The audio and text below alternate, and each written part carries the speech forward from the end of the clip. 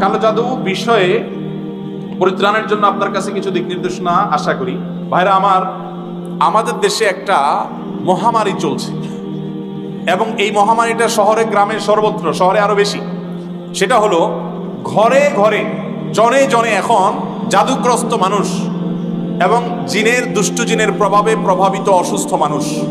এই মানুষগুলোর সংখ্যা এত বেশি বেড়েছে যে কল্পনা করাও যায় না।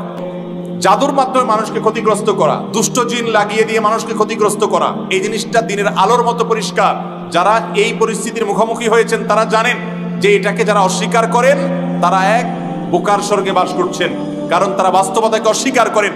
জিনে ধরা রোগী যারা দেখেছেন, এ রোগীর কাছে থেকেছেন, তারা জানেন যে জিনের অস্তিত্ব দেখা না গেলে কি হবে, মানুষের উপরে সওয়ার হলে দিনের আলোর মতো পরিষ্কার হয়ে যায় যে জিন সওয়ার হয়েছে।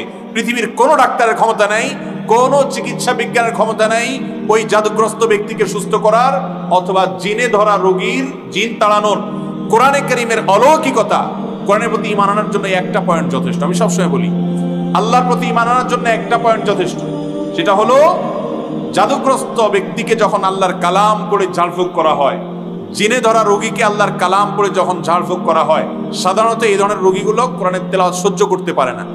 যে এই যে জাদু মন্ত্র এবং কুফরি কালাম করা মানুষগুলো ছড়ায় গেছে সমাজে, আমি তো মনে করি প্রশাসনের উচিত এই সমস্ত তান্ত্রিক কবিরাজগুলোকে ধরে ধরে সবগুলোকে বিচারের মুখোমুখি করা। কারণ এগুলো স্বামী স্ত্রীর মধ্যে গন্ডগোল লাগানো, মানুষের জীবনকে তছনছ করা, জাদুগ্রস্ত করা এবং এই ধরনের পরিস্থিতির শিকার করা মানুষকে এই কাজগুলো তারা করে যাচ্ছে, মানুষের ক্ষতি করছে।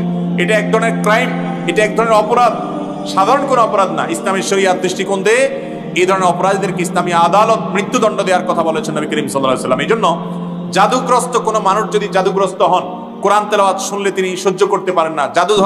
জাদুগ্রস্ত রোগী, বিশেষ করে জেনে ধরা রোগী হাই বেশি আসে, হাই তোলে বেশি বেশি করে, এবং কোরআন তেলাওয়াত শুনলে সহ্য হয় না, আজান এর আওয়াজ শুনলে সহ্য হয় না, আর স্বপ্নে বেশি বেশি করে ওই জিনিসগুলো দেখে। এগুলো আলামত।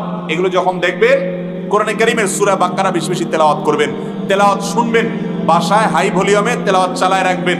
যতটুকু ভলিউম সহ্য করতে পারেন কমপক্ষে ততটুকু ভলিউমে তেলাওয়াত চালু করে রাখবেন। ইনশাআল্লাহ এই সমস্ত জাদু, দুষ্ট জিনের আক্রমণ থেকে রক্ষা পাবেন। আর এর পাশাপাশি সূরা ইখলাস, সূরা ফালাক, সূরা নাস, এগুলো হলো জাদুর জন্য সবচেয়ে বড় মহৌষধের কাজ করে জাদুর রোগীর জন্য।